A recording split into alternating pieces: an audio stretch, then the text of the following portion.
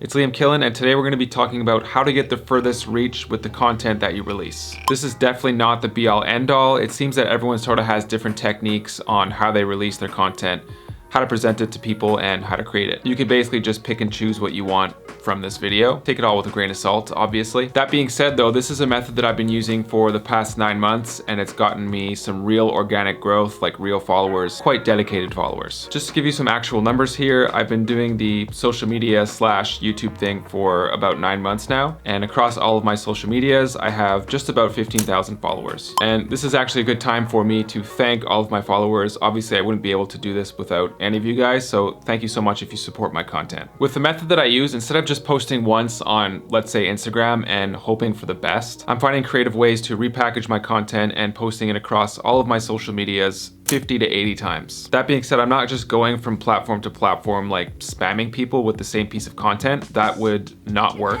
It's a good way to ruin your reputation. The idea is finding creative ways of repackaging, knowing that when you post one piece of content on a given social media, most people are just not gonna see it. That's just the way the algorithm works. It's definitely working against you, especially when you're first starting. So yeah, like right away you could see that there's a lot of work involved here. The social media game is definitely a bit of a grind. If you're looking for like a fast track or any sort of secret weapon, then this is definitely not the video for you. I'm of the school of thought that if you're an independent producer and you're kind of just doing everything yourself, which 99% of us are starting out, you really just have to put in that extra time to get your content in front of as many people as possible. Presented nicely, of course. I'm still learning the ropes of the game. I'm a very new YouTuber, and I'm realizing that the whole big break thing, I'm not sure if that's real, and it's definitely not something that you should bank on. So let's get into the method. Here's how it all starts.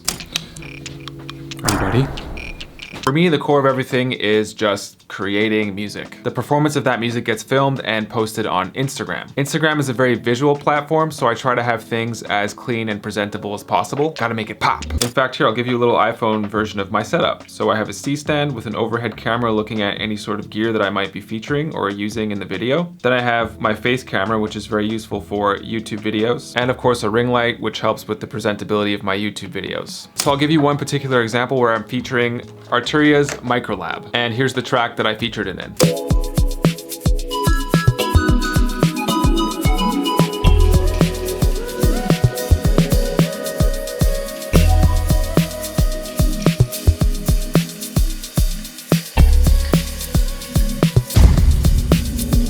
I took the time to film myself playing all the instruments in this track and edited it into something fun and catchy. So I start by posting this on Instagram, Twitter, all necessary subreddits, TikTok, and Facebook. If you want your post to be favored, make sure that you go into each social media and post it yourself. Don't get lazy on that one. Another little side note, Reddit is a great platform for finding people that are actually interested in your music. Just make sure that you don't spam any of the subreddits because people really don't appreciate that, and that's a good way to lose your reputation. This is actually something I'm still struggling with to this day because I create a lot of content and I want to post it everywhere, so I have to be very selective with where I post it on Reddit.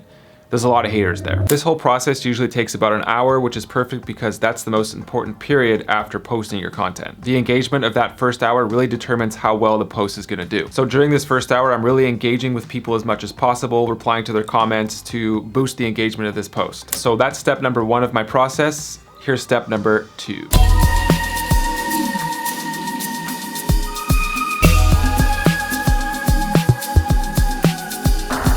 Step 2 for me is creating a YouTube video out of this track that I just made on Instagram. Oftentimes I'll feature a specific instrument of that track. In some instances, I'll even use that Instagram performance as B-roll, like this. I also feature the full Instagram clip at the end of the video, which just makes for a nice conclusion as to what the potential consumer could do with this particular product. And when the YouTube video is complete, once again, I share this across all of my social medias. Obviously YouTube, all relevant subreddits, Instagram stories, Twitter, Facebook. I also cut up this YouTube video into little 30-second bits and post that on TikTok, usually 3 to 5 times a day. And that concludes the second step, but there's one last one. This last step may or may not actually happen. It really just depends if I want to release that original Instagram track onto Soundcloud. And so once again, we're going back to the core of all this, which is making music. I actually have another more detailed video on how I use SoundCloud and my experience with other social medias as well, which I'm going to link up above and in the description. Sometimes I'll just straight up take the track from Instagram and post it straight onto SoundCloud if I think it's gonna work. Oftentimes though, I'm gonna alter that track through some kind of gear in my studio, or I'll produce it through my DAW. Obviously you're limited to a minute on Instagram, which is really short for a SoundCloud track, but yeah, sometimes I'll just post it and people still listen to it. A little side note here, I was just editing the video and I wanted to add something else. Another way to repackage and get further use is to create sets out of these shorter 1-minute clips. So for example, I use the SP404 a bunch for this. I basically just program each of those 1-minute tracks into each of these pads, and then I add live multi-effects and create a performance and set out of it. Once again, I'll post that set on YouTube and then also across all of my other social medias, just like everything else. It's just another great way to get people to listen to your music on a different platform, in a different way, with different instruments, possibly in a different setup.